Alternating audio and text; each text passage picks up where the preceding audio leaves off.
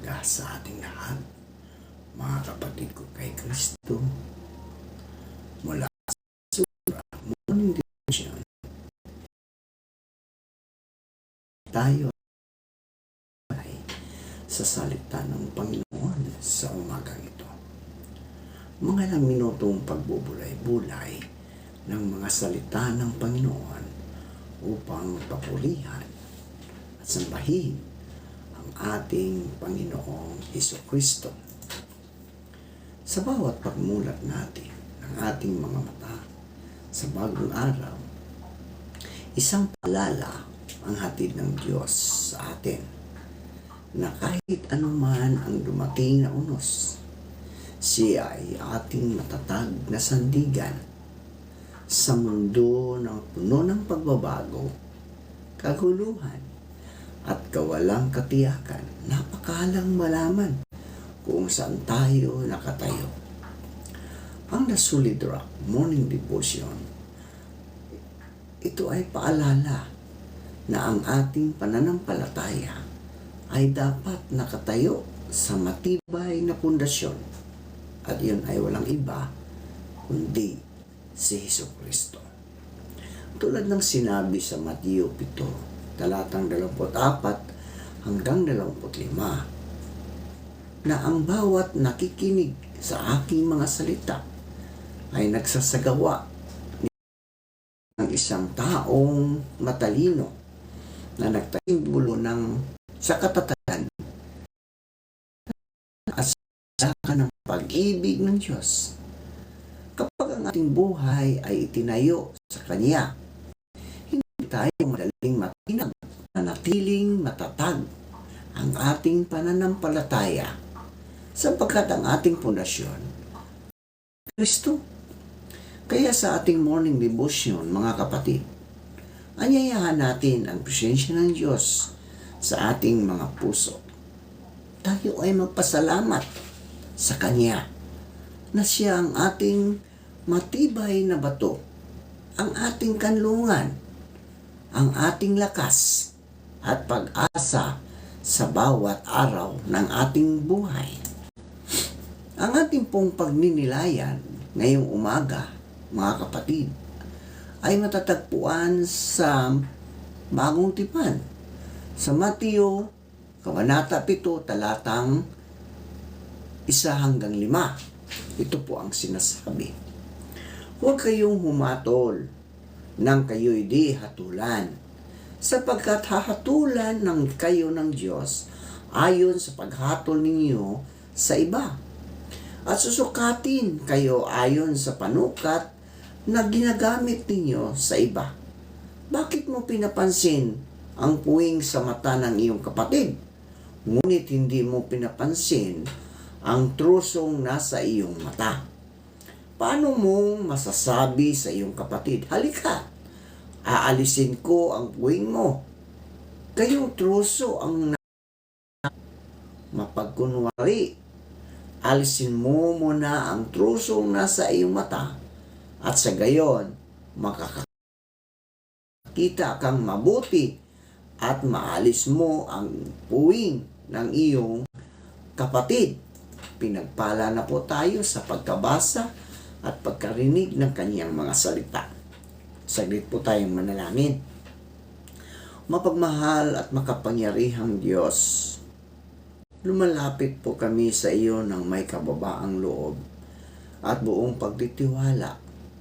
Ikaw ang aming kanlungan, lakas at pag-asa sa bawat panahon.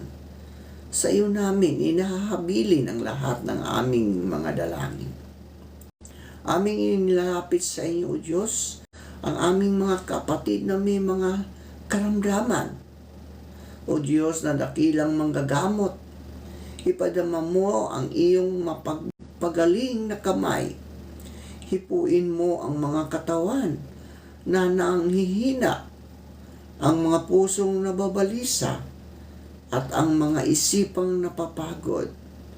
Bigyan mo sila ng lakas, ng kapayapaan, at pag-asang nagmumula sa iyo.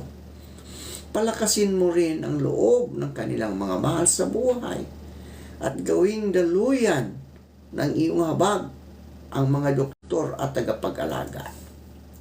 Amin din tinataas sa inyo ang aming mga kapatid na magsisipasok sa trabaho. Panginoong Hesus, samahan mo po sila sa kanilang paglalakbay at sa bawat gawain ng kanilang mga kamay. Ingatan mo sila sa anumang kapahamakan. Bigyan mo sila ng karunungan sa pagpapasya, sipag at paggawa at katapatan sa tungkulin. Naway maging daan ang kanilang trabaho upang maparangalan ka at maging pagpapala sa kanilang pamilya at sa kapwa. Itinataas din namin, O Diyos, ang aming mga kapatid na nagtatrabaho sa ibang bansa ng iyong pag-ibig sa kabila ng kalayuan sa tahanan. Bigyan mo sila ng lakas ng loob sa pagod, aliw sa pangungulila at proteksyonan sa bawat araw.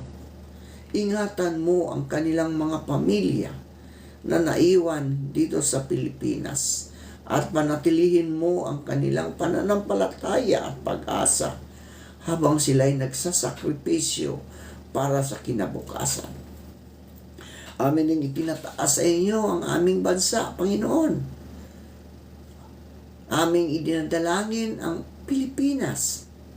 Pagkalooban mo po kami ng mga pinunong may takot sa iyo, may malasakit sa mamamayan at tapat sa paglilingkod. Hilumin mo ang mga sugat ng pagkahati-hati. Itanim mo ang katarungan, kapayapaan at pagkakaisa sa aming bayan. Gabayan mo kami bilang isang sambayanan at lumakad ayon sa iyong kalooban. Amin din inilalapit, O Diyos, ang aming mga kapatid na nasa laylayan ng aming lipunan. Maawaing Diyos, lingapin mo po ang mga mahihirap, ang mga nagugutom, ang mga walang tirahan, ang mga inaapi at nakakalimutan ng lipunan. Ikaw ang kanilang pag-asa, O Diyos, kapag ang mundo ay tumatalikod. Pagkalooban mo rin sila ng sapat na pagkain, sa dignidad at pagkakataon. Gamitin mo rin kami, Panginoon, bilang mga instrumento ng iyong awa at pagmamahal. Amin din inilalapit sa iyo, O Diyos, ang aming mga kapastoran sa iyong iglesia. Ama, salamat po sa kanilang buhay at tapat na paglilingkod. Palakasin mo ang karunungan, katapatan sa iyong salita at pusong mapagpakumbaba. Ingatan mo ang kanilang mga pamilya. Bigyan mo sila ng kapayapaan at balutin mo sila ng iyong proteksyon laban sa anumang tukso at mga pagsubok. Naway ang kanilang buhay ay maging malinaw na patutuo ni Kristo sa iyong bayan. Panginoon, tinatanggap namin na ikaw ang may hawak ng aming buhay at ng aming kinabukasan. Salamat po, Panginoon, sa pakikinig sa aming mga panalangin. Ipinagkakatiwala namin sa iyo ang lahat sapagkat ikaw ay mabuti, tapat at maasahan magpakailanman. Amen at amen.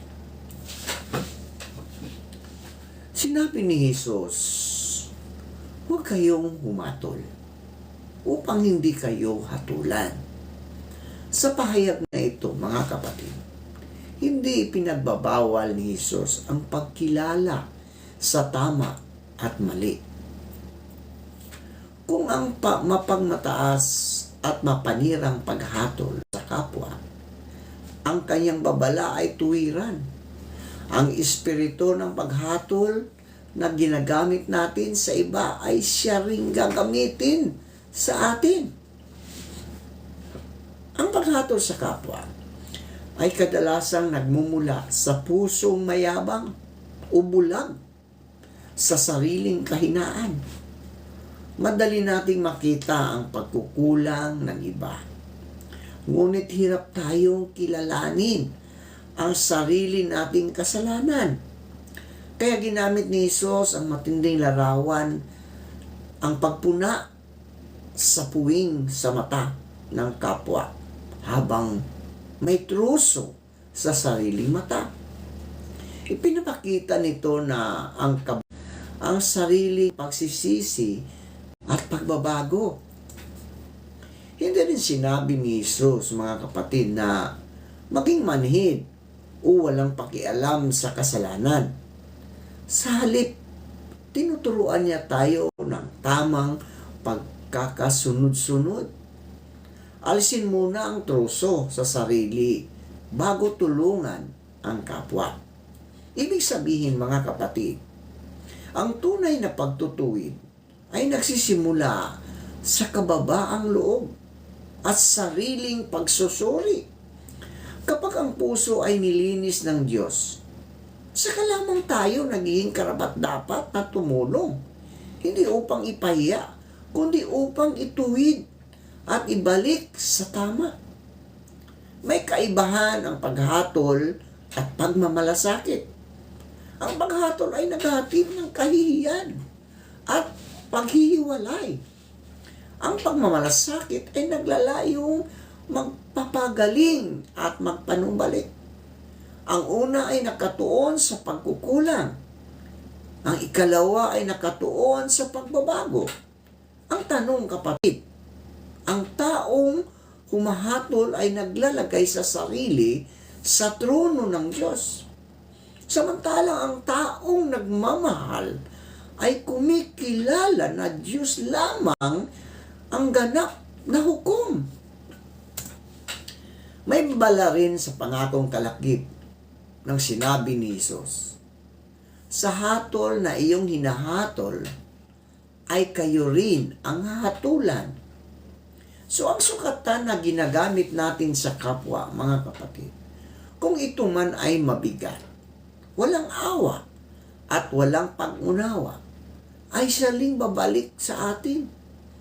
Ngunit kung ang ating sukatan ay awa, pag-unawa at katotohanan, yun din ang ating matatanggap. Ito ang prinsipyo ng kaharian ng Diyos. Ang awa ay nagbubunga ng awa. Sa pang-araw-araw na buhay, mga kapatid, ang paghatol sa kapwa ay maaaring lumitaw sa salita, kilos at maging sa tahimik na pag-iisip. Isang tingin, isang bulong, o isang mapanirang komento ay sapat na upang makasukat.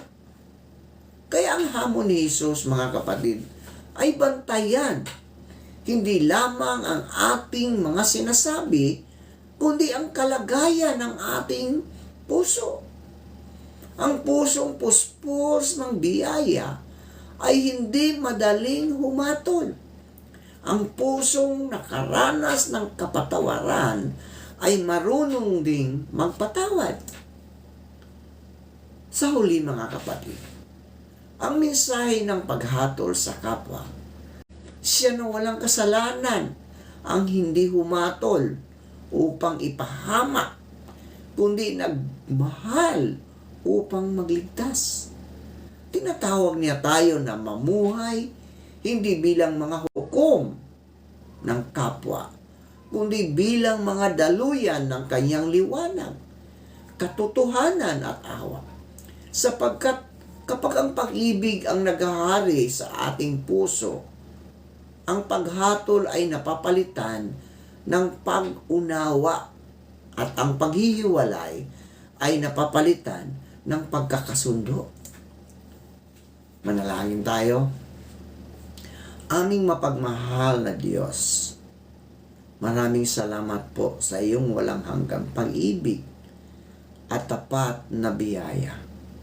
Salamat sa bawat araw na iyong ipinagkakaloob sa hininga ng buhay at sa lakas na nagmumula sa iyo. Salamat sa iyong salita na patuloy na gumagabay, nagtutuwid at nagbibigay liwanag sa aming mga puso. Nagpapasalamat kami sa kapatawarang iyong inialok, sa pag-asang muling bumabangon at sa pagkakataong magbago. Salamat sa iyong presensya sa gitna ng aming mga pagsubok at sa kapayapaang hindi kayang ibigay ng sanlibutan.